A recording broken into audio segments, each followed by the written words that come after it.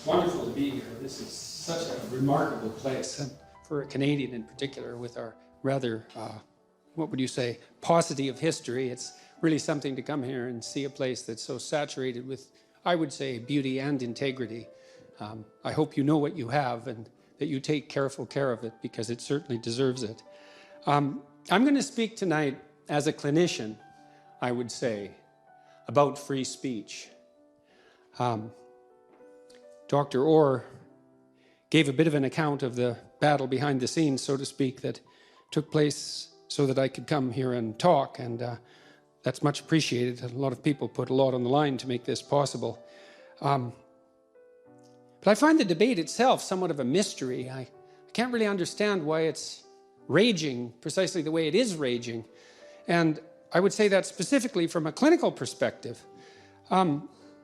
I'm going to tell you a little bit about a clinician named Carl Rogers, and I learned something.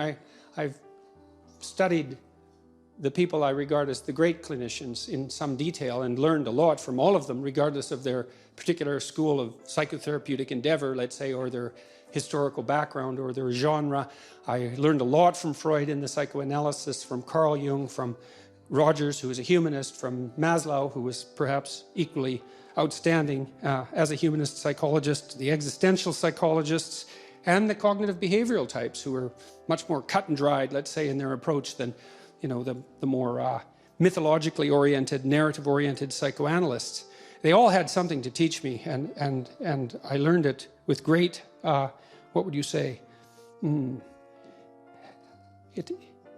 I was driven by a great need to learn what they had to say, and thank God for that. Since they were clinicians, you'd hope that reading what they wrote would be helpful, and it certainly was helpful to me personally, practically in the conduct of my profession, but then also in my interpersonal relationships. Unbelievably helpful. And I would say the most stellar piece of advice that I ever encountered that was actually both, I would say, profound in some sense, but also immediately practical, came from Carl Rogers. And Carl Rogers did an awful lot of clinical research into clinical efficacy, as well as being a rather admirable theorist. Now, his background is somewhat germane. He was really an evangelical Protestant up until the time he became a young man. He was going to go to China as a missionary and stop because of his developing agnosticism, and then I would say atheism, as a consequence of his inability to reconcile the distinction between science and religion. But his clinical thinking is saturated with Judeo-Christian suppositions.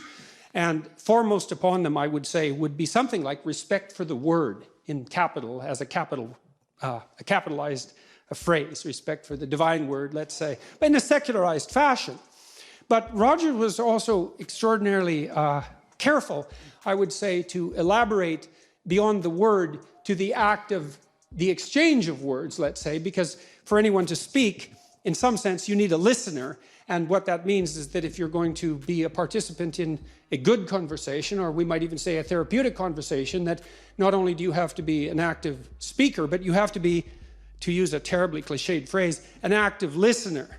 And it stays a cliche unless you understand what it means, but if you understand what it means, then it can stop being a cliche. And I can tell you that if you take nothing else from this lecture, but you practice this, it will completely transform the way that you interact with people. And that's something that's worth noting too, that something like this can in fact completely transform the way that you interact with people, and that it's actually something in some sense that's simple enough to learn in a very short period of time. So Rogers said that he had noted in his interactions with people and in the clinical domain that it was very difficult for people to listen, and that most people had never really been listened to at all, or that many had never been listened to at all, never really attended to properly, let's say, by their parents during their course of development, never had a mentor or a teacher who really attended to them and listened. And Rogers also noted that you listening may be thinking that that's not true of you. Let's say as a person you had people who guided you, or as a listener you're perfectly good at it. And he would say, no, probably not. And so he posited a little experiment that you could run, and I would highly recommend that you run this experiment every time you talk to people for the rest of your life, because it really works. And it points to something deep that we'll go into after the description of the practicalities. So Rogers said, it was an axiom of his theoretical stance, let's say, and derived it in no small part from the Freudian revelations. I mean, Freud Basically, what Freud did in his clinical practice was have people come into his office, his clinic, lay down on a couch with him not visible, and talk. And the instruction was, say anything that comes to mind. Anything and everything that comes to mind. So completely untrammeled, revelatory thought.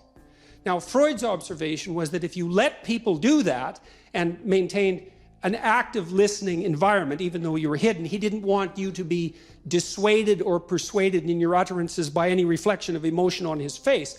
That you would just have the opportunity to wander haphazardly through your field of thought.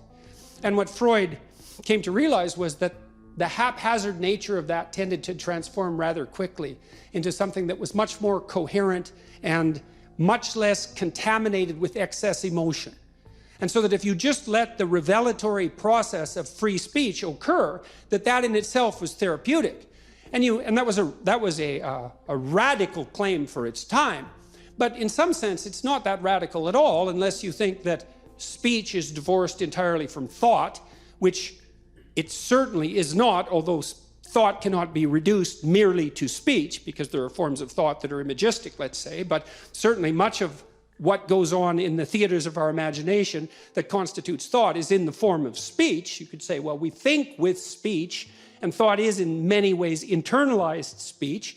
And so the notion that allowing yourself to notice what you actually think about things by talking about them might be good for you if thought is in some important sense linked to, well, your bodily incarnation, let's say. And if it's not, well, then what good is it? And so, technically speaking, the part of the brain that produces semantic content, the prefrontal cortex, usually in the left, but it depends to some degree on lateralization and handedness. We don't have to get into that. The prefrontal cortex grew out of the motor cortex in the course of evolutionary history. And so what happens in the theater of thought is that potential actions and perceptions are tried out for potential utility, so they're revealed in a sense, and then potentially criticized out of existence before you implement them stupidly in behavior and die.